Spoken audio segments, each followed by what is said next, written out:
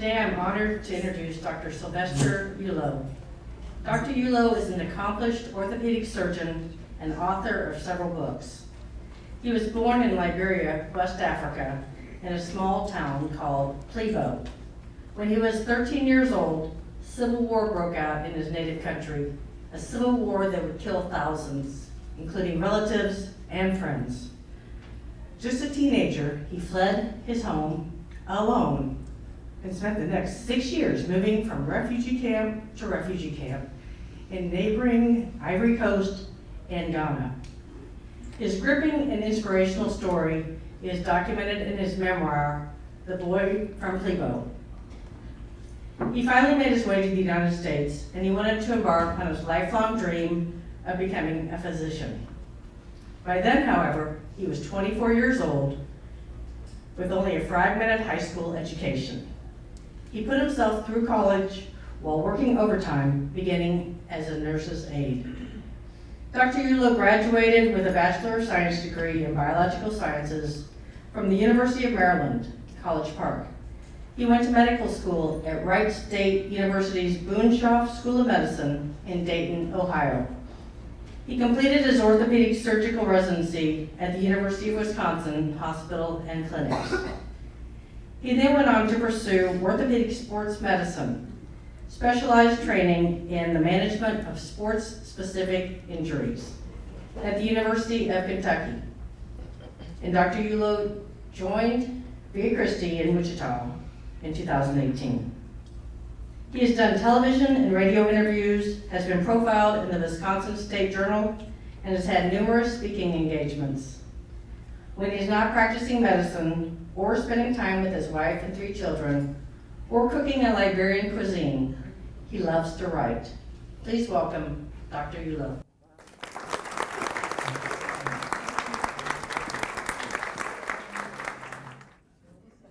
Once again, thank you for having me. This is the most important slide. And because of this slide is why I think this is the most important and most impressive group I've ever spoken to. I'm beyond honored to be here. Now, why would I say that? I was raised by 3 strong women. Notice I didn't say by a man. I was raised by 3 strong women. By the time I was 9 months old, my grandmother was raising me. My mother was not around. However, even though my mother was not around, she was never that far off from my upbringing. In fact, I did not really realize that I had a mother until I was almost 5, 7 years old. But she always was there. I just didn't know that. I will realize that later. That's 2 women right there. The third woman was my cousin. She was in her early 20s when the Civil War started in Liberia. And I was just 13 years old, almost on my own. And while I was trying to survive being sick, bullets killing people, hunger, she took care of me. And I survived the Civil War that I will talk to you about today. So those 3 strong women raised me to become who I am today. So speaking to a group of women, I think it's the most honored thing I've ever had happen to me. So thank you for having me. I'll talk to you about The Boy from Pleebo. And this is a book I wrote to document who am I, what happened, where I'm from. Usually when I talk, I like to have something I call a roadmap, just to say this is how we're going to go about it. It will all come together as we go. Now, you've heard Karen tell you what I am today. I am an orthopedic surgeon. That's what I am. That's not who I am. And this is what happened. I went to University of Maryland, and then went to Boonshoff School of Medicine in Dayton, Ohio, did my medical degree, got it from there. I went to University of Wisconsin, where I spent 5 years training to be a surgeon, an orthopedic surgeon. Once I was done, I could have gone to start practicing. I decided I wanted to take care of people that played sports. So I did a fellowship in sports medicine. And I got a job, became this. And that's what I am. Now, why do I want to write a book or a memoir? When you hear people write memoirs, they're people that have accomplished something. Memoirs are written by big, bad politicians. Memoirs are written by people that did stuff that impacted others. what qualified me to even try to write a memoir? Who wants to read that stuff? Well, this is what happened.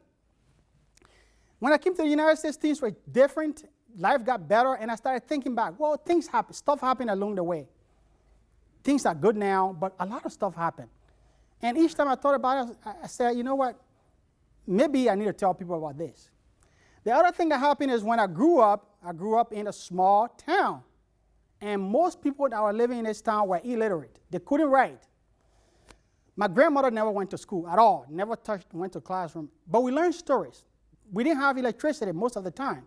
And we learned stories from elders.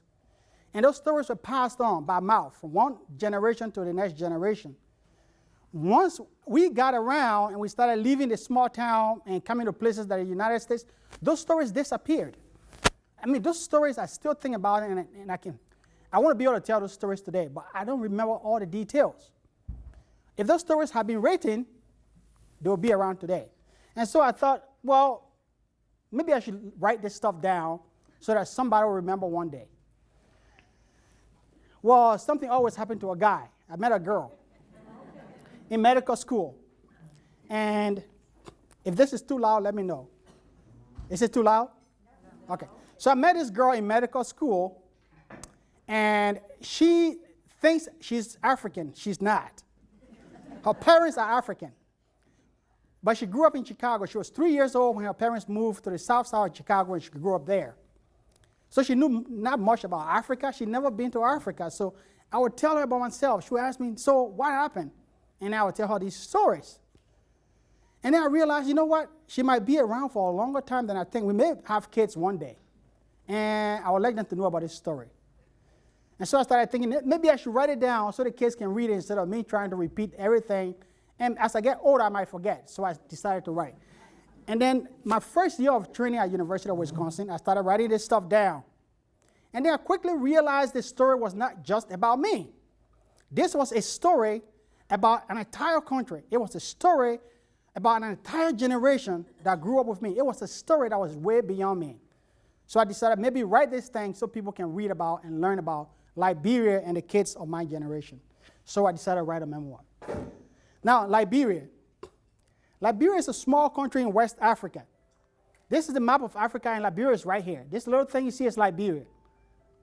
It has country that pretty much surrounds it, but it sits on the Atlantic Ocean. This is the Atlantic Ocean, we sit right there. So the ocean is right by us. Liberia has it's divided into counties, all right? So it's almost like states in the United States. So the country is divided into counties. This is a county, it's called Lofa County. This is Nimba County, this is Grand Jita County, and this is Maryland County. I'm from Maryland County. But Liberia is divided into counties. Most of the good stuff that happened in Liberia, most of the good things that happen in Liberia happen in Monrovia. This is where our capital is, and this is where Maryland County is. Pleebo is right there. To get from here to here can take you up to 2 weeks, depending on the time of the year, because the roads are impossible. This is about 400 miles. Now, this part of the presentation is important. It might get a little complicated, but just follow my logic. You will see why. Liberia and the United States have a unique relationship compared to any country in the world. At the end of the slave trade, the decision was made that black folks in the United States were free to be part of the society. What happened quickly was slave owners and other people that were not slave owners did not feel comfortable having black people around the neighborhoods. They could be criminals. They could pay us back for enslaving them. Well, the black folks, some of them started thinking, you know what? Some of these folks don't like us anyway. And besides, why can't we go back to where we came from? So there was this idea of black folks should go back to Africa. Except that they were not from Africa. They've been here for so many years and generations, they had nobody there. So even though they wanted to go to a place, there was not a specific place they wanted to go. However, after back and forth, Congress decided, well, let's put something together and start to send black folks back to Africa. And so something they call the American Colonization Society was founded. This society started spearheading, sending people back to Africa, these black folks. So they put them on ships and started sending them back. Unfortunately, it was just a few thousand that went back. But when they got back to Africa, they landed on the coast, on the Atlantic coast where there was Liberia. That country was not Liberia, but there were people living there. Hint, Christopher Columbus. So when they got there, they stopped right there and they said, you know what, we will take this country, it will be ours. But it was just a few thousands of them. So living and taking over that country would not have happened, but the United States wanted to make sure that these black folks could find a place to live in Africa. So they fought, there was fight, there are stories about a lot of things that happened, and they ended up taking over. Those that left from here that went back. And in 1847, Liberia became independent, the first country in Africa to become independent, to become its own country. The problem was that these American Liberians, because that's what we call them, they were Americans that became Liberians, so we call them American Liberians. They sent out everything that was very important to any civilization right by the Atlantic Ocean, and they made that place the capital of the country. They named it Monrovia, after President Monroe. So they named that Monrovia, but what they decided to do then was, you know what? These indigenous Liberians, or the indigenous folks that were there, were not qualified enough to become part of Monrovia. You are not educated, you are not civilized, you are not part of our new Liberia. So you stay there and don't come to Monrovia. You can come in and do some business if you are qualified, but you can't stay here. There was something in the United States years ago called sundowning, where you could go in a city as a black person, but once the sun was down, you had to leave. There's something similar to that, and that's what they started to do. So the indigenous people couldn't, and there were other things they did to the indigenous people. But they had no control because the United States had the United States backing. All those years, the indigenous could not run for president, and they couldn't hold presidential office. In fact, they couldn't hold any important office in government. And so all the decisions that were made in government were made by the American Liberians, the free slaves that left from here. Just a few thousands, by the way. In 1945, the League of Nations said this cannot happen anymore. Liberians need to allow Liberians to be part of Liberia. You can't segregate your people of the same color from each other because you consider yourself more civilized. And oh, by the way, if you can't do this, you can't become part of the international order. So the Liberian government agreed that they were going to open Monrovia for people to come, for the indigenous to come. And oh boy, every small town that had kids, young people, decided we are all going to Monrovia. Because this is where you went to have an education. This is where you went to become civilized. So people started going. The problem was these people came from very poor backgrounds, and a lot of young people had kids before this time. They were not educated. There were no television. Kid had sex for entertainment, and so they had kids. My mother was 15 when she had her first child. By the time she was 17, she had me. So all the kids, the parents decided, go to Monrovia. Kids went. And so my mother joined that crowd. So when I was 9 months old, my mother left me with my grandmother, her mother, to take care of me. By the time my mother left, grandmother was already raising up to 10 other kids. So it's about around 11 of us living with her. I was 9 months old, and the kids' ages range from 9 months old to teenage years. And she was raising us. She was poor. This here is a picture of the conditions. That's a street. That's a street from Pleebo. So this is where we live. This is how you transported stuff on your head. To get water, this is how you took water. You go to the creek, get the water, put it in your head, and walk with it. This is not make-believe. This is how we lived.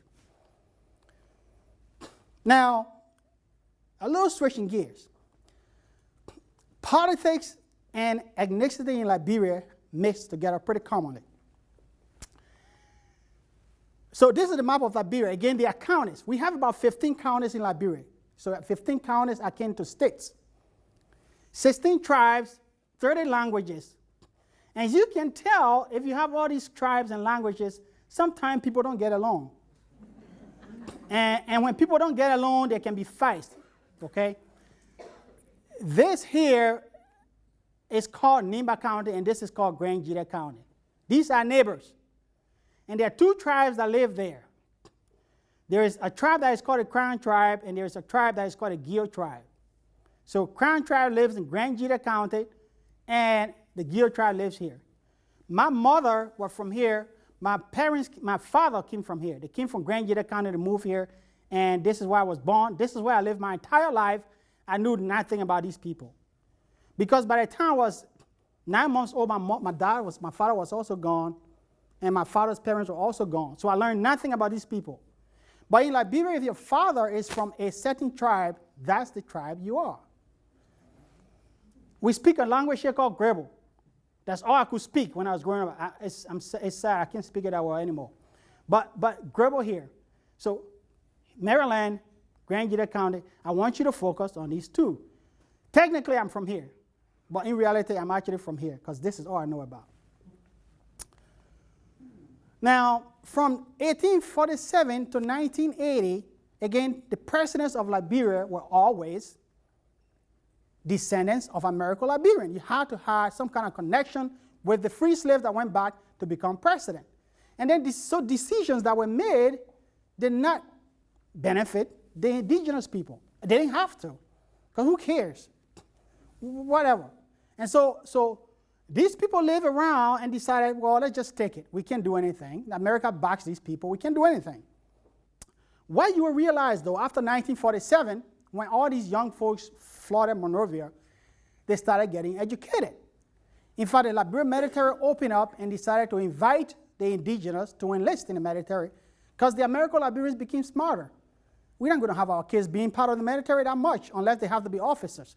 So most of the little stuff in the country that the American Liberians did not want to do, the indigenous were doing. By the 1970s, the country became more educated to some extent. It was still poorly educated, but became more educated. And then discontent in the government started to fester. You know what? We can't take this anymore. We got to do something. The kids that were educated would go on radio and make noise. They would have demonstrations. We don't want this to happen.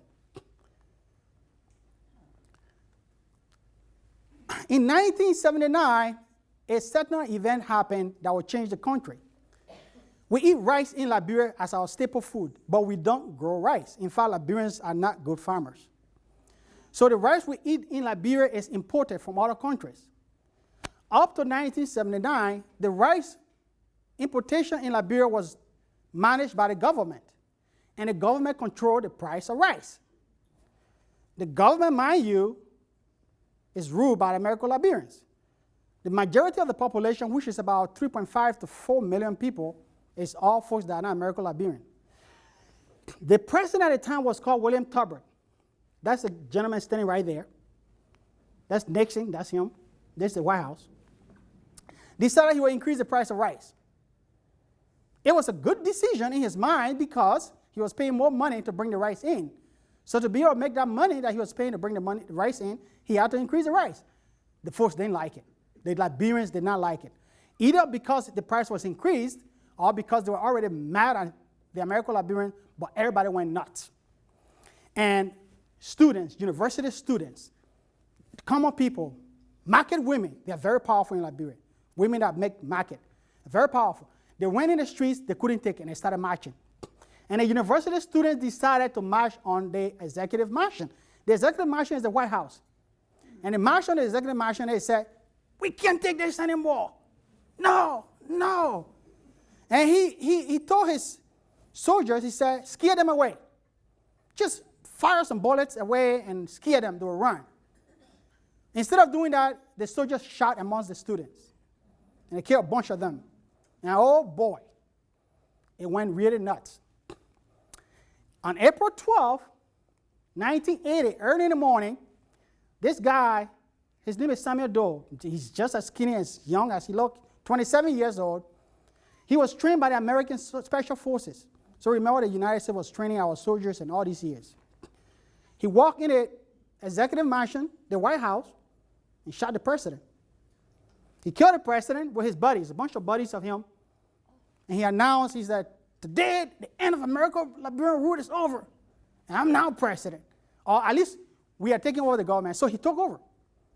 He made himself president. But he didn't end there by killing the president. He decided if you're American Liberian and you have any standing in the country, you are either going to be killed or you have to leave the country. And so American Liberians fled. They gathered people, shot them in public, killed them, executions. That story about how he came to power is in this book. I fictionalized it. It's a fantastic read, but there's a copy here today. One of you will probably get it. But that story about that is in this book. And so, Doe became president. That's him. You guys know this guy. That's Reagan. Now, remember Grand Jita County and Neba County, those neighboring counties I keep talking about. Doe was from Grand Jita County. And the tribe in Grand Jita County is called the Crown Tribe. That's where my father was from, same county. Neba County is the neighboring county. It's called, the people there are called Gills. Interestingly, when Doe took over, there were about 13 other people that were part of that group. Almost half of them came from Neba County. It was a coincidence, I think. But most of them happened to come from Neba County. The other happened to come from Grand Jita County. So most of the people that did the overthrow to take over the government were from those two counties. Again, Grand Jita County, Neba County. Doe is from here. Neighbors are from here.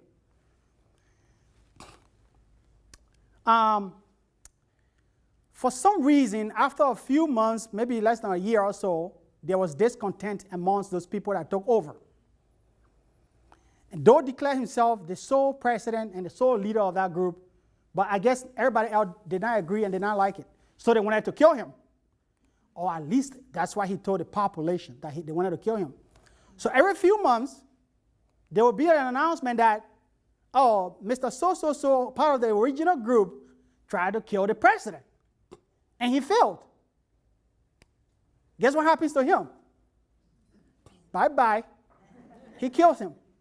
So he was killing them. So he made sure, not only was he killing them, he got rid of all those people that were from, and those who were killing, incidentally, were not those that were from his part of the county. He was killing those from the neighboring county. And as this happened and went on, people in that county became part of a violent uprising. So people from those counties, the neighbors, felt that all these people were trying to kill their son, so the Grand Jitians, those from the Grand Jitian County, the Crown people, would just take upon themselves and go here and loot, killing people along the way. And Doe was president, so they felt like they could do anything. And this happened for years. In 1989, this gentleman is called Charles Taylor. On Christmas Eve, he is a descendant of the American Liberian. So remember, when the American Liberian left, this is 9 years later, when Doe took over. Doe was still president 9 years later. And this guy came back and said, I'm going to get rid of Doe. I'm going to give power back to the people. But the interesting thing was, Taylor's mother was from Neba County. His father was American Liberian. So he was kind of half and half. But remember, you are part of where your father is from. So he went back, started a civil war, and he was very smart, or at least whoever helped him was very smart. He went through Neba County. He went through where Doe has been killing people for years. And he recruited a bunch of kids. He recruited a bunch of kids that, listen, I'm going to get rid of Doe. You guys join me. So he started the Civil War in Liberia. So 1989, the Civil War started.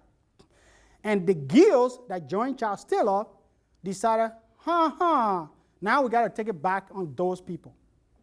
So they just went around just ravishing anybody that was remotely associated with the Crown Tribe. And oh, by the way, they started looting everything. They would kill, rape, had beheadings. This was in secret. They would reach in a town, take it over, get rid of those soldiers, and walk around and say, who's in this town is from the Crown Tribe. And neighbors would go either because of fear or because of malice against their neighbor. Oh, she is from the Crown Tribe. And she has been living here since she was a kid. How is she part of the crime tribe? They would drag you in public, and they would behead you. I witnessed some of this. I actually watched it happen. And so they were killing. They were killing people, and all people that couldn't stand it had to leave the country. Now, this slide was a turning point in my life. So my mother, as I told you, was in Monrovia all those years. I've learned about her. I've known about her. I've met her a few times. But my grandmother was the one that raised me, so she was the one I knew. Most of grandmother's kids have moved to Monrovia too, so most of her kids were living there for years. And just before Chastita's Civil War started, out of the blue, my mother showed up in Pleebo.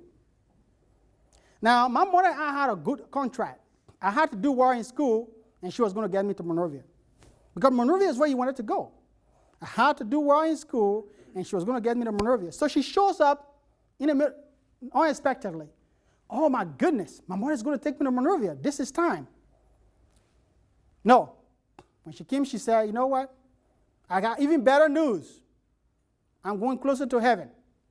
Because that's what we think about the United States. If there is anything that is closer to heaven, it has to be the United States. So my mother was coming to the United States. And oh, by the way, she couldn't take me because she couldn't take me. The law doesn't allow that. She was just visiting. And oh, by the way, I can't leave grandmother here in Pleebo anymore. I'm going to take grandmother with me to Monrovia because this is where her kids are. She can't be toiling and working and taking care of kids. She needs to go there to take care of. That's the decision they had come to. So what was left was, what is going to happen to me? This question I still ask my mother today, and nobody ever has answered this question. I was 13 years old. Grandmother is gone. My mom is gone. They are relatives. But who is going to be taking care of me? So I was almost left in limbo. And a few months after my mother and grandmother had left, the Civil War started. When the war started, there was a cousin of mine who was in her 20s, took me on her wing to live with her. The Civil War did not start in Pleebo. Neighbor County is very far from Pleebo. And so the Civil War was starting all the way to, where's far from here? Chicago? And we are all the way in Wichita. So it's going to take a while to get here. I mean, getting anywhere and then with soldiers taking over places is going to be hard. So we kept hearing about it. The soldiers are coming, and they're very serious. They're going to take over the government, but when they get in every town, they round off people that are part of the Crown tribe and slaughter them. And so as the war kept going on, and people kept fleeing from the war, and the news kept coming. Well, I'm a kid. I pretty much decided I'm going to get killed one day. So I was just waiting to get killed. Like every single day, I just waited for somebody to show up and say, you are crying? The rebels are in, we call them the rebels. They are in town and you'll be dead. So you can imagine a kid living in fear. That literally, sometimes when I think about those days, I still shake sometimes. Like they will show up one of these days and take you in the center of the town and behead you. After a while, at some point, it was too much, and I decided I'm leaving. And so I decided I'm leaving this place, I'm fleeing. The neighboring country to Liberia is called Ivory Coast, where Maryland is located. So I just went across and went to the Ivory Coast. Mind you, in Liberia, we only speak English, the kind I'm speaking now. And in Ivory Coast, they only speak French. And so that's why I went. Couldn't speak French, a lick of it. But I went there, and I roamed around, didn't know what to do, and eventually I went to Ghana. Ghana is a neighboring country to Ivory Coast. They speak English, British English. And so I went there and joined the refugee life. By then, there were Liberians, refugees, all over these places. 6 years into refugee life, my mother had been here. I got in touch with her again. I had lost contact with her for years. But then I got in contact with her again. She says, you know what? I'm going to have you come to the United States. And so she began a grueling process to get me here. 2 years, once she got the information I could come to the United States, I went for an interview, and eventually they said, well, we agree you're her son, you are qualified to come to the United States. And on August 3rd, 2000, I came to the United States. And then I began the journey to become what I became after I came here. Thank you.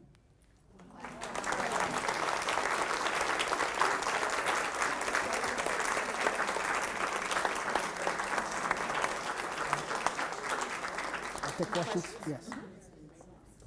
Does anyone have any questions at this time? Yes. What were your thoughts and feelings when you came to the United States? Oh, first of all, so if you read so there's a whole book that this is from. If you read a book, before I came to the United States, so we go through this process. It's kind of complicated. So I'm living in Ghana as a refugee. Charles Taylor is still president in the country, and people of the Crown tribe are still at risk of getting killed. So if you're a Crown tribe and you go back to Liberia, you're still at risk. By then, the Civil War had ended, and Charles Taylor has taken over. And so I get this letter in the mail and says, you can interview to go to the United States. Just go to the embassy and do it. I'm like, oh, thank God. There's an embassy right here in Ghana. No, you got to go back to Liberia, to the American embassy. Me and my brother. So you can imagine. So we go back to Liberia. This is 1998. 2000 is when we get here. So 2 years earlier. And for 2 years, every time we went to the embassy, we could not get in. They wouldn't let us just enter the embassy to talk to anybody. Eventually, we get our first time. So for days, for weeks, we'll go back, and it's once a week. You go back next week, stand up in line for about 3, 4, 5 hours, and then you try to get in. And then they say, oh, by the way, the people that have these starters can't get in. So come back next social time. So we did that. Eventually, we got into the embassy. And what did we find? Your papers are not here yet. So you can't get an interview. When is it going to get in? We don't know. Come back in 3 months. So we did this. And then eventually we got an interview. And this gentleman, strange guy, big dude, sitting down behind a glass. This glass partition, you sit down. And he go raise the right hand. Put our hand up.